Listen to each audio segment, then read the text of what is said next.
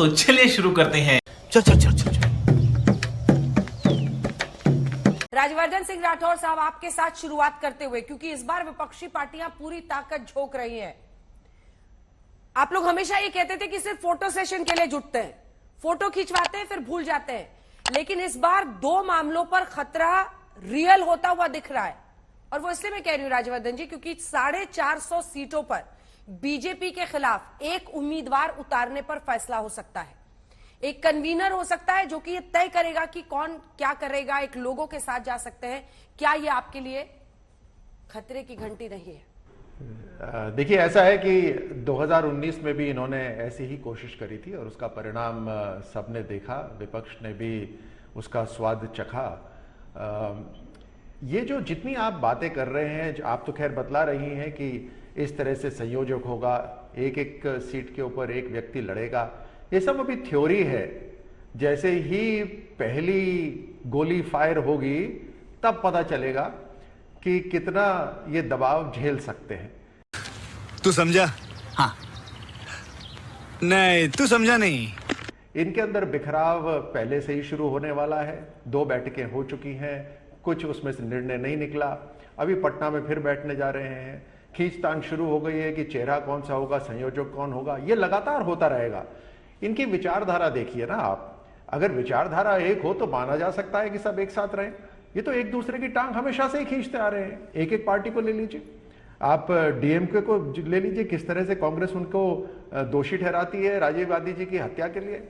आप किसी दूसरे पार्टी को ले लीजिए, आम आदमी पार्टी इनको बोल रही है कि हम 7 सीटों के ऊपर लड़ेंगे, बयान आ रहे हैं। इनको बैठकें करनी पड़ रही है, अपनी दिल्ली कांग्रेस को दिल्ली की कांग्रेस के साथ बैठकें करनी पड़ रही है। मतलब हर राज्य के अंदर इनके पास एक अलग चुनौती है। हर राज्य के अंदर अलग अलग पार्टियां हैं और सब अलग खींचतान करेंगे। और दूसरी तरफ एक ऐसी पार्टी है जिसने पूरे देश को मान सम्मान, देश के अंदर चाहे चूल्हे से लेकर चांद तक या टॉयलेट से लेकर टेक्नोलॉजी तक हर तरह से विकास हुआ है, हर तरह से देश की सेवा करी है। ये झूठ है, झूठ है, झूठ है। फर्क बिल्कुल साफ है। एक तरफ जहां बिचौलिए होते हैं, जहां स्कैम होते हैं, जहां चोरियां होती हैं, और एक तरफ एक सिंगल पार्टी जो पूरी तरह से देश की सेवा करती है।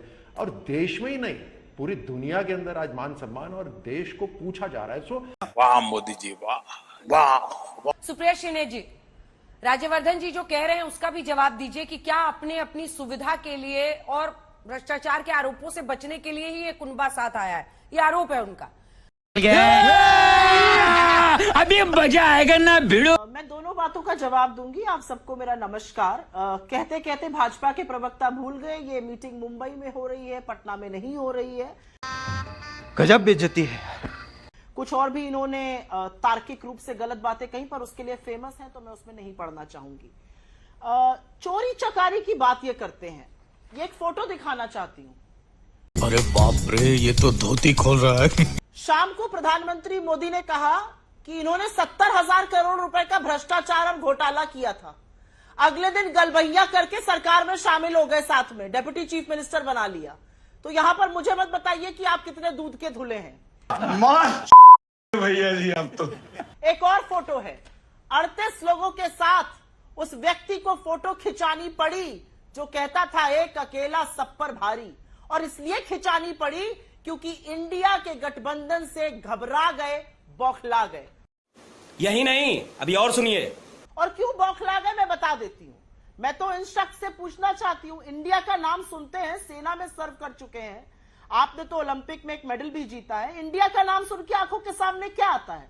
हमारी आंखों के सामने तो Indian navy, Indian army, Indian defence, Indian police, Indian institute of technology, Indian institute of management, ISRO जैसी संस्थाएं आती हैं आपकी आंखों में। लेकिन इंडिया का नाम सुनकर और आपके आका की मुंह में और उनके दिमाग में आता है Indian Mujahideen, east India company. ये हम में और आप में अंतर है। क्या बात है सर, क्या बात है सर, क्या बात, ये बात है। अरे सर क्या बात।